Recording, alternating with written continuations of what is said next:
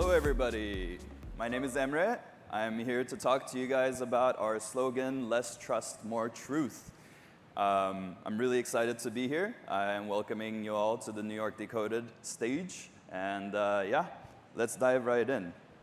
So, my name is Emre. That's another slide that says that. What I want to do now is I want to unpack this slogan. It can be a little controversial when you first hear it, right? It's a little bit of like reducing trust sounds a little dangerous, right? It seems to be,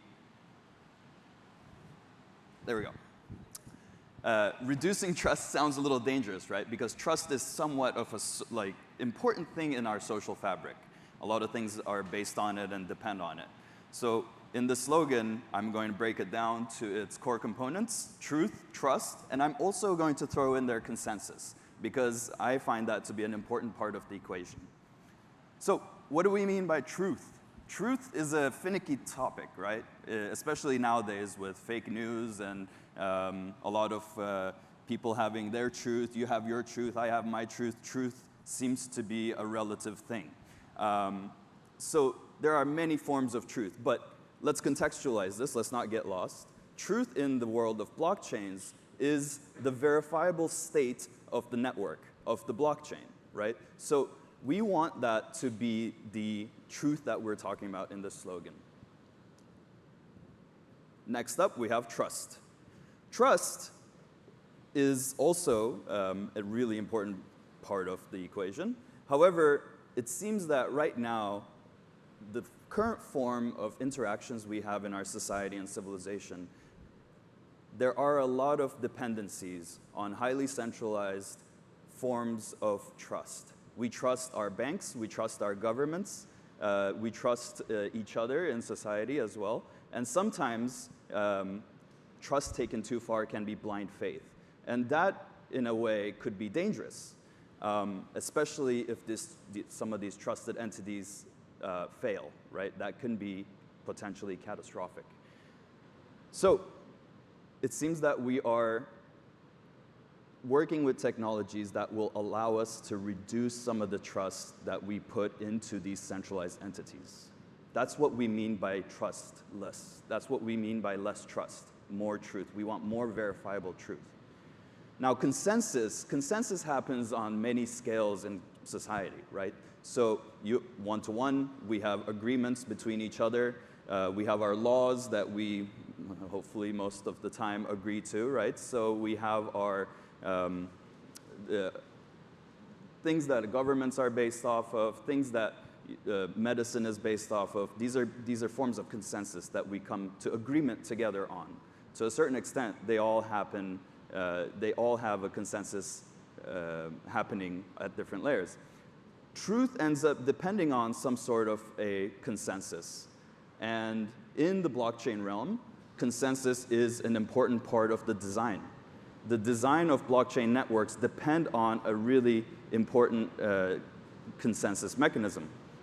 So that means truth can be relative, and if it doesn't depend, sometimes even if it doesn't depend on some objective truth that we might not even know what that is. So consensus is the glue that binds the truth and the trust and truth. Too much trust in centralized entities, centralized and closed entities, can be dangerous. So now that we've kind of dissected those terms, I'd like to talk about decentralization. Is decentralization a part of a natural phenomenon?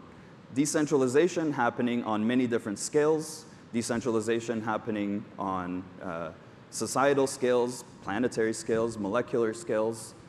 So what is decentralization, and can we kind of harness it? Decentralization seems to me to be a breakup of power, right? So Bitcoin was not didn't happen out of nowhere. It was a direct reaction to the 2008 financial crisis. It was a reaction to a piece of financial, the way that we organized financially, and that failing us, that we've put a lot of trust into. And so that decentralizing that made sense. we can extend this to a lot of different things now. We can decentralize governments. We can decentralize how we come to consensus. We can decentralize organizations, social networks. But we need to make sure we make the right decisions. I'd like to take a few interesting examples of decentralization happening on different scales. Planetary scales. We have a formation of a solar system.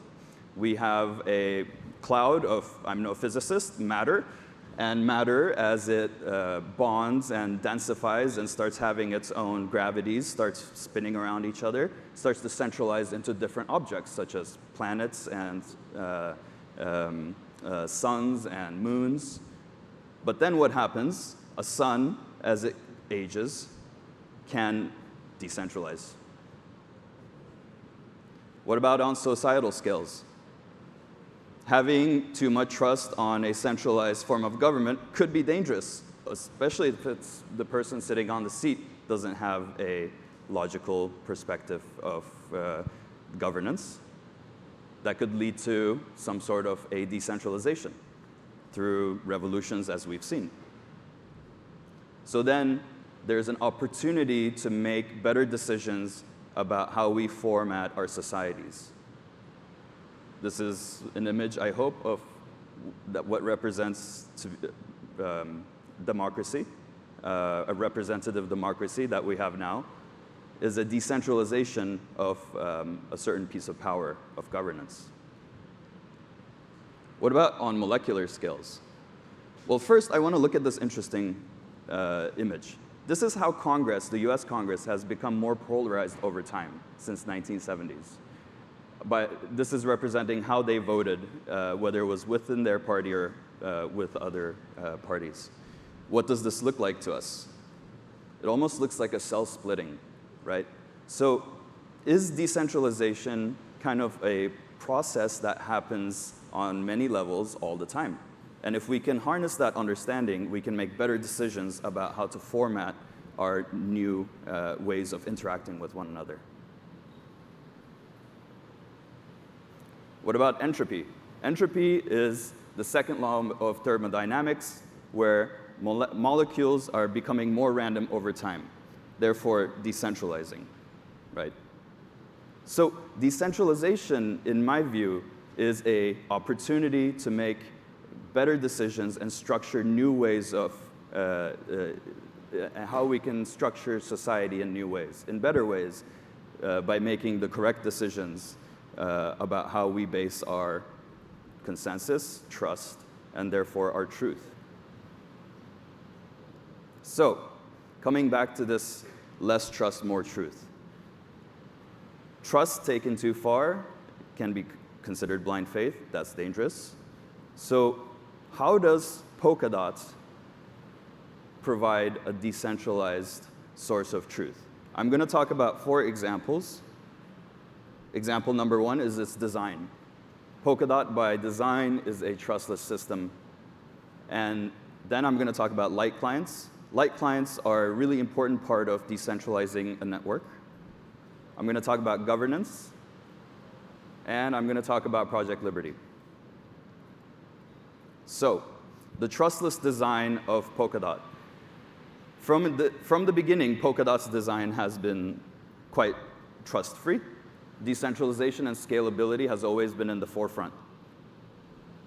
Through using open source technologies that are easily auditable and open, anybody can view what the source code of Polkadot and its modules are.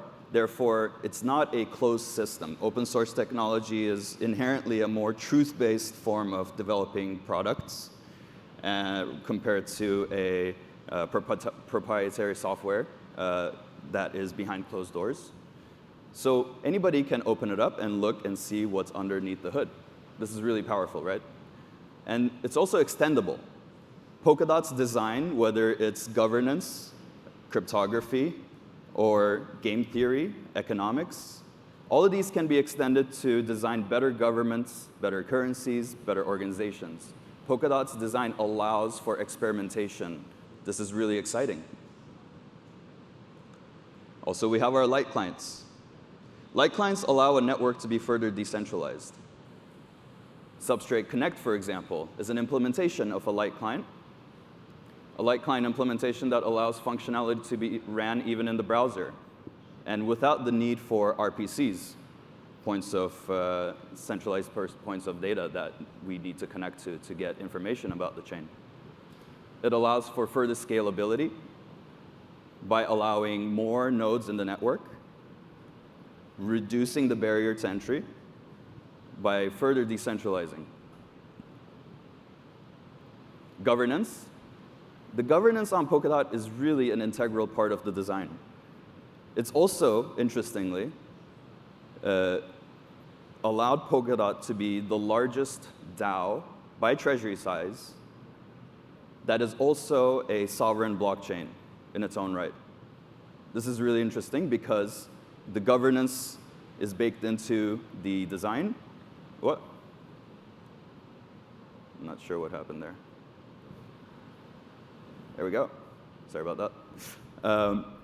The governance is baked into the design, and there's interesting updates coming to governance. Gavin is going to be having a talk about this later in the day, so tune into that for more in-depth detail. But Governance 1 has been on production for 2 years now, and it's allowed DOT token holders to decide on how the network gets updated and how the runtime changes, how the code changes. This is powerful because it's allowing the decisions to be made by the community.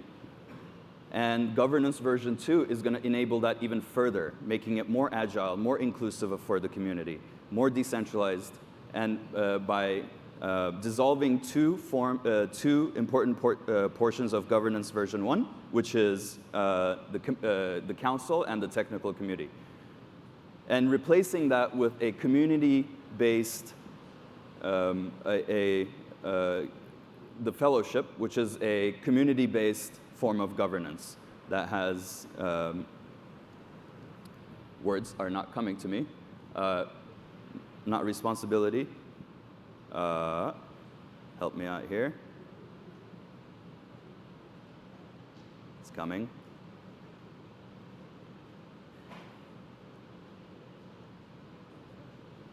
It's not coming, apologies. So then we have Project Liberty, an initiative by the Unfinished organization. A couple people from Unfinished are going to be giving a talk today, so tune into them to learn more about their organization as well. Project Liberty is a way to disrupt social networks, and they're going to be building it on Polkadot, which is really exciting. Through their technology, which is the Decentralized Social Networking Protocol, a new protocol to develop social media platforms on, where the truth will be more verifiable, easier by people that are a part of the network. Through a governance, rules designed and created by the community for the community, and it's, you've seen how difficult it can be to interact with closed-off social networks, and a movement. Project Liberty is a movement that allows for people to get behind and create new societal, design new ways to interact with each other in society in the ways in social networks. So yeah, these are the ways that Polkadot is working on providing a decentralized truth. So now I want to go back to the word that I forgot. So in the new form of governance, community members will have more power.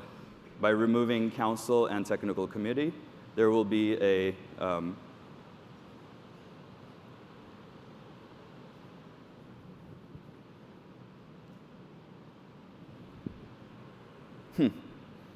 sorry guys, COVID brain. And that'll be it from me, actually. So, but the takeaways will be that too much trust in centralized entities can be dangerous. So we have an opportunity here with decentralized systems to remove the amount of trust we have in these centralized entities and create more verifiable, decentralized forms of truth. Polkadot reduces the amount of trust needed to receive that truthful information. Centralization and decentralization can be harnessed. If we can know what part of the decentralization cycle we're in, we can make better decisions about how to build decentralized ways of interacting with one another. And decentralizing societal functions require meaningful technologies. Polkadot allows an ecosystem to be able to test these technologies and develop new exciting ideas about how we can structure society. Polkadot's design also allows for that experimentation, and you can just develop a parachain if you have an idea, and test it on the test networks, put it on Kusama, develop your community there, build your network, put it onto Polkadot. This is a really important design system because before that, you had to build your network from scratch. So Polkadot allows that layer 0 interoperable layer for you to be able to connect to and experiment. So I think ideas can be developed faster and quicker. Thank you for your attention, everyone.